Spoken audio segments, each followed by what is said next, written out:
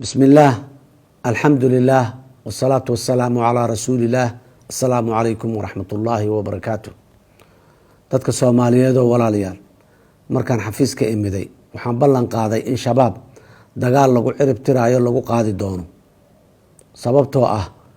khawaarij daawo aan ahayn in la tirtiro malaha dagaalkaas waa socdaa guulo la taaban karo ayaana laga gaaray gaar ahaan deegaanada galmudug koonfur galbeed iyo hirshabeelle dadka Soomaaliyeed argagixisadu dagaal kulama jirto dowlad danna kama laha waxaa mabda u ah cabsi gelinta bahdilka iyo gumaadka shacabka oo ay u dheer tahay boobka hantidooda iyo cunaqabateynta abriyada gargaarka u baahan waxaa la yiri meyd maxaa u dambeeyay kaas la sii sido dadkii hoteelka xayaat joogay maxay bi'iyeen ceelashii tuulooyinka teedaan bukure inabaal ma murtadiin ayay ahaayeen boqolaalkii birmageydada ahaa ee 14 Oktoobar soobe lagu xasuuqay ma ciidan dowladeed ayay ahaayeen dad muslimiin ah oo ay u badan tahay inay weyse u dhowreyd oo isugu jira bulshada qaybaheeda kala duwan sow ma ahayn waana dhaqankooda in markasta oo guul darro la kulmaan si nafla caarinimo ah in ay ugu soo laabtaan shacabka oo ay xasuuqaan astaantaas waxaa la yiraahdaa hililiqo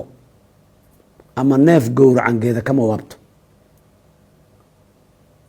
آية قرآن كريم كسو ما أهين ومن يقتل مؤمنا متعمدا فجزاؤه جهنم وحديثك رسولك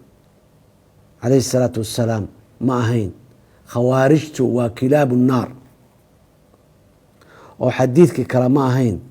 قفك قف دلا وحول ميديا إسقى أو دتك أو دن دلي دتك سوماليادو ولا ليال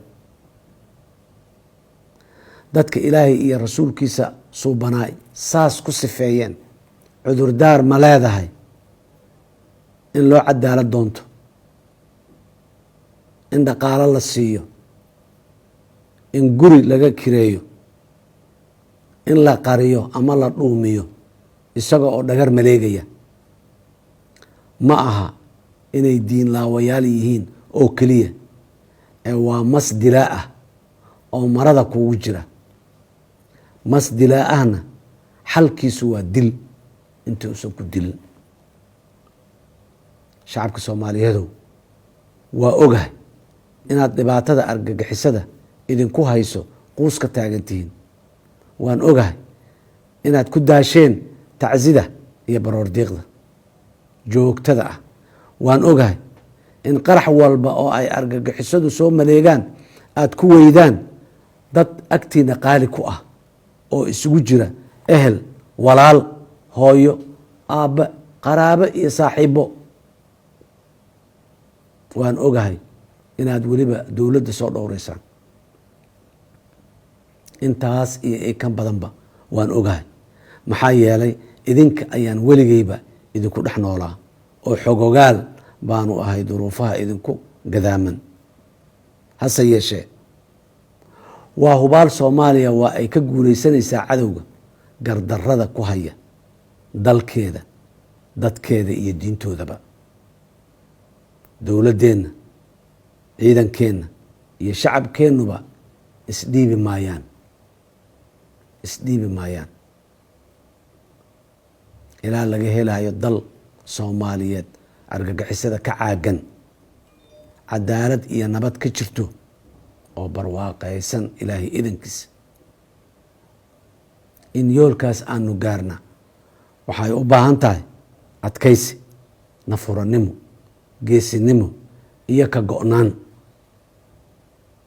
waxaan bogaadinayaa guud ahaan shacabka Soomaaliyeed meel kastoo ay joogaan sida dhiiran iyo geesinimada leh oo ay dagaalka ugu jiraan gaar ahaan waxaan bogaadinayaa ciidamada qalabka sida ay har iyo habeen ugu taagan yihiin la dagaalanka argagixisada sidoo kale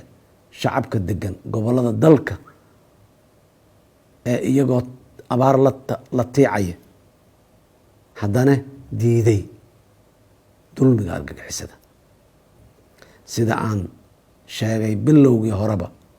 dowladda aan madaxda ka ahay waxaa ka go-an in colaada gaamurtay ee argagixisada al-shabaab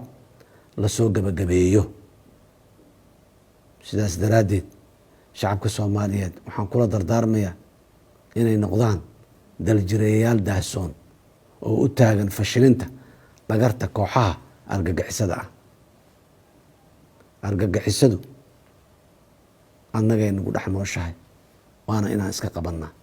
isbedel waa inaan ka keennaa sida aan argagixisada ula dhaqmaynaa. aad iyo aada umahadsantihiin. wasalaamu calaykum waraxmat ullaahi wabarakatu.